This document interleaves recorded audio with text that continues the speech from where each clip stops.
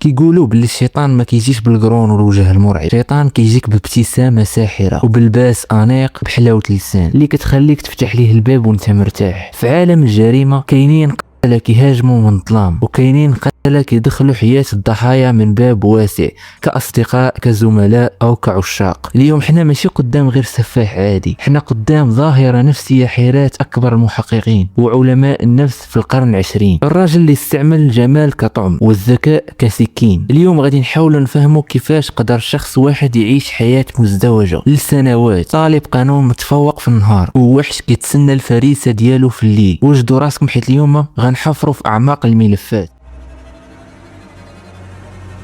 تيد بوندي، الراجل اللي هرس القاعده وقال للعالم ما تثقوش في المظاهر حيت المظاهر هي اللي كتقتل. في نهار 4 يناير 1974 في ولايه واشنطن، في الوقت اللي كانت العائلات الامريكيه ناعسه في امان، كان واحد الظل كيتحرك بشويه بين السكن الجامعي. الضحيه الاولى كانت كارين سبارك، طالبه عندها 18 عام كتحلم بمستقبل كبير. تيد بوندي دخل الغرفه ديالها وهي ناعسه وما دارش الضجيج نهائيا، واستعمل قضيب حديدي من السرير ديالها وضربها ضربه قويه على الراس ديالها خلاتها غايبه على الوعي للابد. الصادم في الامر ماشي هو العنف فقط، الصادم هو الهدوء اللي غادر به المكان، ما خلى حتى بصمه وما سرق والو، وكأن العدم هو اللي دخل ديك الغرفه. ومن بعد اقل من شهر في ليله 31 يناير اختفت ليندا آن هيلي. ليندا كانت وجه معروف، مذيعه راديو محبوبه. فاش دخلوا لبيتها الصباح لقاو الفراش مقاد بعنايه، ولقاو حوايج محطوطين بحال باغا تلبسهم وتمشي للخدمه، ولكن ليندا تبخرات.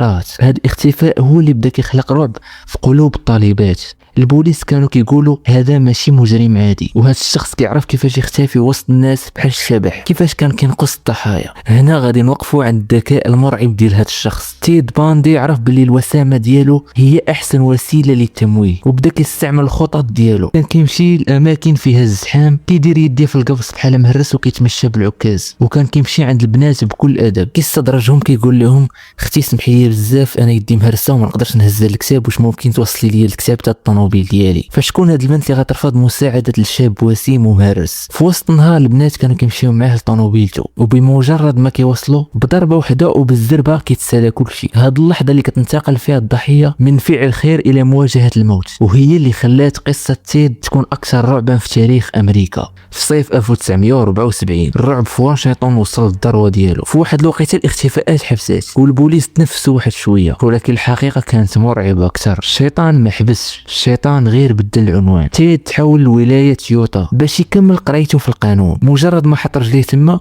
بدات نفس القصه عاوتاني، البنات كيختفيو في رمشه عين. في اكتوبر 1974 اختفات ميليسا سميث بنت مدير البوليس في المنطقه. تخيلوا معايا الوقاحه ديالو، كيختطف بنت الشخص اللي مكلف بالامن. ومن بعدها بايام قليله اختفات لورا. تيد كانت كيتحدى النظام وكان كيعتبر راسو اذكى من الجميع، كان كيمشي للجبال وكيدفن الضحايا ديالو في اماكن بعيده، وكيرجع لحياته الطبيعيه في الجامعه، كيجلس مع الطلبه وكيضحك وكيتناقش في القانون الجنائي بحال كيدير ستاج تطبيقي في الجرائم اللي كيرتكبها. في نوفمبر 1974 في مدينه موراي، هذا النهار غادي يبقى محفور في تاريخ الجريمه حيت فيه وقعت اول غلطه لتيد. تيد لبس لبسه انيقه ودخل لواحد المركز تجاري ومشى عند بنت سميتها كارول. باسلوب لابق قدم لها راسو كضابط بوليس بزي مدني وسميتو روزيلاند. قال لي اختي شي واحد بغى يفرقع عليك الطوموبيل وخاصك تجي معايا دابا الكوميساريه باش تكتبي المحضر. كارول بالبراءه ديالها خلاتها تثيق وتطلع معاه في الطوموبيل، ولكن في الطريق كارول لاحظت شي حاجه ماشي هي هذه. الطوموبيل كانت قديمه ومرونه، والبوليسي المفترض غادي في طريق غريبه وبعيده على الكوميساريه. في لحظه تيد وقف الطوموبيل في الخلا وجبد المينوط وبغى يشدها. كارول غوتات بكاع جهدها وبدات كتقاوم بشراسه. تيد جبد الفردي وهددها، ولكن غريزه البقاء عند كارول كانت قويه. قدرت تحل الباب وتنقز من الطوموبيل وكتجري وهي كتغوت. كارول هي الناجيه الوحيده اللي شافت الوجه ديال الشيطان وقدرات تهرب منه، وهذه كانت هي الثغره الاولى في جدار الحصانه اللي بناها تيد. كارول مشات للبوليس وهي كترعد وعطاتهم اوصاف دقيقه: شاب وسيم عنده شعر متموج وعنده طوموبيله بيضاء. بديك الاوصاف اللي عطاتهم البوليس رسموه ونشروه في كاع الصحف وفي كاع القنوات. وهنا بدات الدائره كتضيق. بزاف ديال الناس عيطوا للبوليس وقالوا لهم هذا الشخص كيتشابه بزاف مع الصديق ديالنا تيد وكيسوق نفس الطوموبيل. ولكن الصدمه الكبيره جات من اقرب ناس ليه. إليزابيث كلوبر خطيبته اللي كانت كتبغيه بجنون لقات في دارو ادوات غريبه، لقات القبص والحبال والاقنعه. ملي شاف داكشي تخلعات وعيطات على البوليس وهي كترعد. عفاكم قلبو تيد راني شاكه فيه. ولكن البوليس في ديك الوقت ما قدروش يثيقوا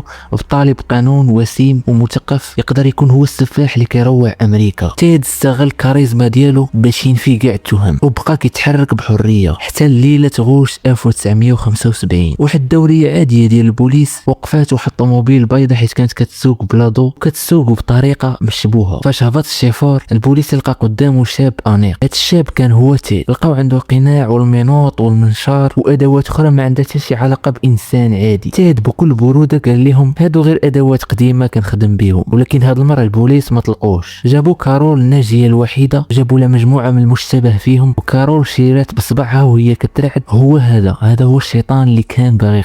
هنا تيد حصل. ولكن القصه يلاه بدات. تيد بالذكاء ديالو الخارق قرر يدافع على راسو براسو، وبما انه محامي ديال راسو القانون كان كيعطيه امتيازات ما كايناش عند السجناء الاخرين. في يونيو 1977 تيد طلب يمشي للمكتبه ديال المحكمه باش يقلب في الكتب ديال القانون باش يوجد الدفاع ديالو. الحراس اللي انخدعوا باناقه ديال تيد وباللي راه ولد الناس خلاوه في المكتبه بوحدو في الطابق الثاني وبلا مينوط. هاد الشيطان استغل الفرصه. تيد حرف شرجم ونقز من الطابق الثاني للارض مباشره وهرب للغابه. في ديك الوقيته امريكان كامله تخلعات. السفاح الوسيم هرب. تيد هارب وسط الجبال والثلج لمده 6 ايام حتى رجعوا شدوه هو كيسوق طوموبيله مسروقه. ولكن واش تيد استسلم؟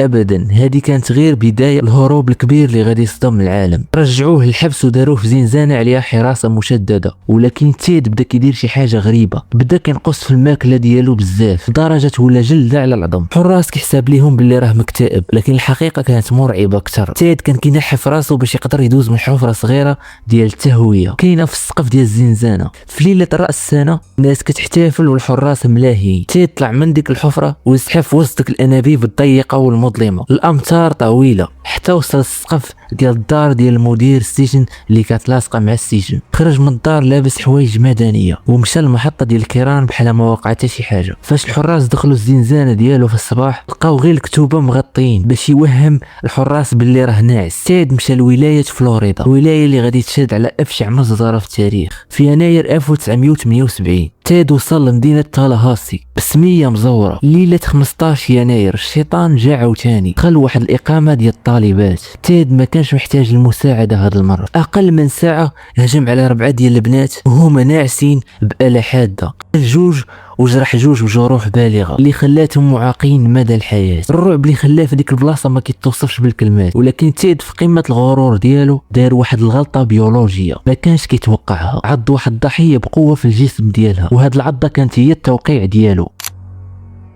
القدر كان عنده رأي آخر. تيد اللي هرب من السجون ودوخ ولايات طاح في واحد الغلطة تافهة. بوليسي ديال المرور وقف واحد الطوموبيل مسروقة اللي كان سارقها تيد. قاوم وبغى يهرب، ولكن هاد المرة الحراس كانوا مستعدين. تيد دابا في قبضة العدالة المرة الأخيرة. ولكن واش سكت؟ لا أبدا. تيد حول المحاكمة ديالو سيرك إعلامي. كان كيجلس في المحكمة وكينكت مع القضاة وكيبتسم للكاميرات لدرجة أن بزاف ديال البنات المراهقات كانوا كيجيو يحضروا المحاكمة ديالو غير باش يشوفوه حيت واسين. تخيلوا معايا الوقاحه. سفاح وعنده معجبات وفي وسط المحكمه. تيد استعمل كاع الذكاء ديالو في القانون باش يماطلو لدرجه انه وسط المحكمه استغل ثغره قانونيه وتزوج في كارول الخطيبه ديالو قدام القاضي. كان كيعتقد بالكاريزما ديالو غادي تعتقو من الحبل المشنقه، ولكن الدليل القاطع كان كيتسناه في المختبر. البوليس ما كانوش عندهم البصمات، ولكن كانت عندهم شي حاجه حسن، اثار عضه الاسنان. حقلتوا على العضه اللي خلف في جسم الضحيه. خبراء طب الاسنان الشرعي جابوا قالب الاسنان ديال تيد وقارنوه مع العضه وكان تطابق 100%. ديك اللحظه القاضي انطق بالحكم اللي هز امريكا كامله، الاعدام بالكرسي الكهربائي. القاضي قال جمله تاريخيه: انت شخص ذكي بزاف وكان ممكن تكون محامي بارع، ولكن اختاريتي طريق اخرى. تهلا في راسك ولدي. حتى القاضي تاثر بالكاريزما ديالو، ولكن العداله ما كتعرفش الوسامه. بقى تيد في جناح الاعدام لمده 9 سنين وهو كيستأنف في الحكم. وفي الساعات الاخيره قبل ما يموت قرر يفتح قلبه لواحد المحلل نفسي. اعترف بشي جرائم ما كان حتى شي واحد كيعرفها. اعترف باللي